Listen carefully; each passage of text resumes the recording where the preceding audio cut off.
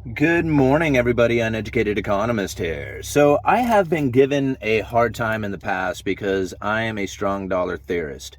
And it's not because I'm a believer in the Federal Reserve and that the Federal Reserve is some kind of good, healthy organization and that we should definitely have this independent central banking system that is in control of our money supply. That is not my belief and never has it been. But I am not one to try and force my beliefs upon everybody to say this is the way that society or monetary policies or governments or anything else should work.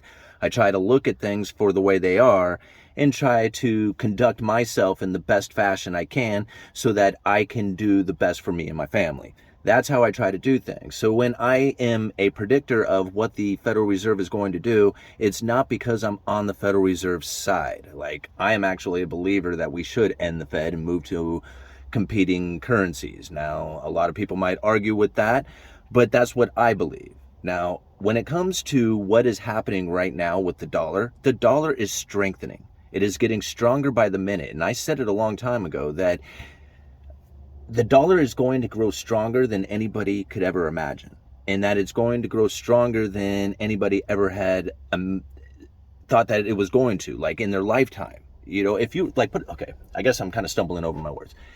If you are like 40 years old or younger, this is the strongest that you have ever seen the dollar in your adult lifetime. Think about that. Competing on a world currency basis, the dollar index is now stronger than all the rest of the basket of currencies out there in the last 20 years. That is incredible to think about. And now, if you go and you look at the article I leave down in the description, I know a lot of people aren't subscribed to the Wall Street Journal, but in this article, the only thing that has beaten the dollar as an asset is natural gas. Think about that for a minute. All right, the dollar has done better than any other asset other than natural gas. And for months, years, I have been saying, get into the dollar, get into cash. Despite the inflation scenario that we are experiencing, I said it still, that this is going to pass. Get into the dollar is going to strengthen.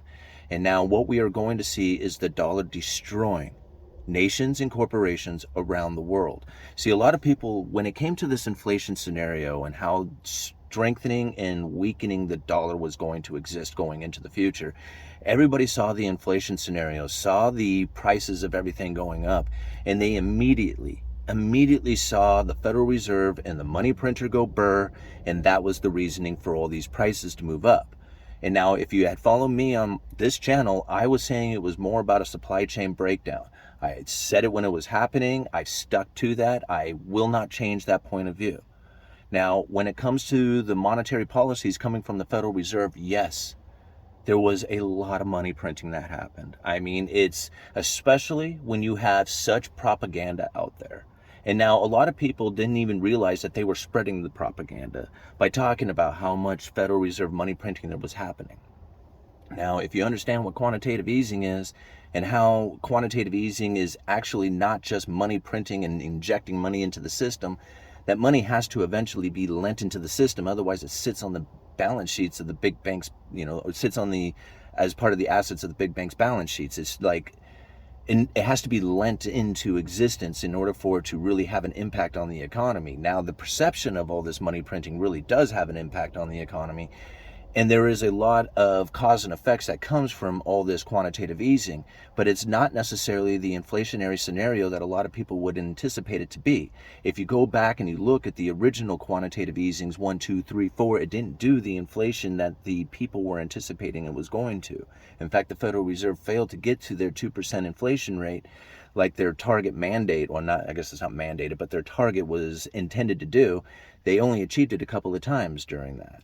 So now we look at what all the money printing has done now and what is really the demand for dollars out there.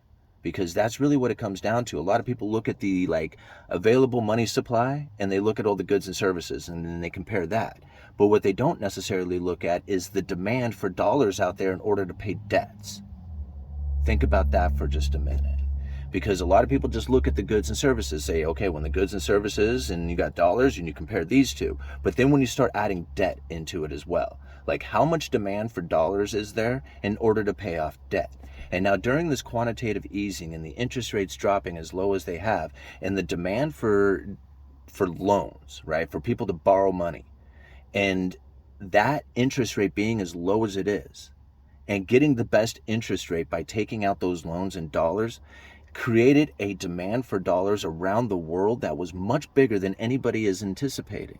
Like, we don't even know how big it is. That's what's really scary about the whole scenario, is that we don't really know how many contracts are out there that are due in dollars, and how much demand for dollars is going to exist when people try to get out of those contracts. When the dollar starts to increase, we're at 110 on the dollar index right now. Now think about it. If you are a foreign nation that is getting paid in whatever sovereign currency that you're getting paid in, okay, and you have a contract that is due in dollars, but the sovereign currency that you're getting paid in, and then you have to convert that to dollars in order to pay your contract. Well, if your sovereign currency is weakening, your country is going into some kind of like either quantitative easing or something like that. But even if it's not doing anything, it's just sitting still, and the dollar begins to strengthen, it takes ever increasing amounts of their currency in order to get the dollars they need to pay their contracts off. Now, as the problem grows worse, the dollar continues to strengthen, or if their currency continues to weaken, then it takes ever increasing amounts. That cuts into their profits. Now these countries and these corporations begin to suffer as they are no longer able to fulfill the contracts and not pay those debtors that are out there. So this is where we're finding places like Evergrande and Sri Lanka and all that stuff starting to happen. This is going to grow worse. This is not but just the beginning of what's about ready to come. And now this whole like liquidity crisis, because that's really what it is liquidity drying up. The Federal Reserve is pulling that dollars back in out of the system, so there's no longer as many out there. As that perception comes out there and the interest rates begin to rise, as people are like, oh man, no way, I'm not giving up my dollars unless I get paid more for them, because there's a fear that you won't be able to get them into the future. That's why, we have this inverted yield curve, especially for the short term. We have people who are very concerned about lending their money out, and if they are going to lend their money out, they're going to demand a higher interest rate for it. So this is really where we see the demand for dollars start to increase and the liquidity start to dry up, as people are like, nope, I'm holding my cash, I'm not lending it out. And if you can't lend it out there, then people can't roll their old debts over into new debts, or if they are rolling their old debts over into new debts, they're rolling them into more expensive debts, which means that they're cutting into their profits again. So the dollar is going to continue to strengthen. The Federal Reserve even said it, like they are going to inflict some pain upon the people. That's the pain. When people start getting nervous about lending their money out there, that starts creating a situation in which the interest rates begin to rise. And when it happens around the world, it's going to start driving the demand for dollars through the roof. Way more than what people are anticipating. When we had dropped those interest rates as low as we had, we created a situation in which that many people around the world took advantage of the low interest rates and took out a lot of debt. Now it's time to try and acquire the dollars to pay that debt, and that is where it's going to get very difficult. All right. Uneducated economist, you guys let me know.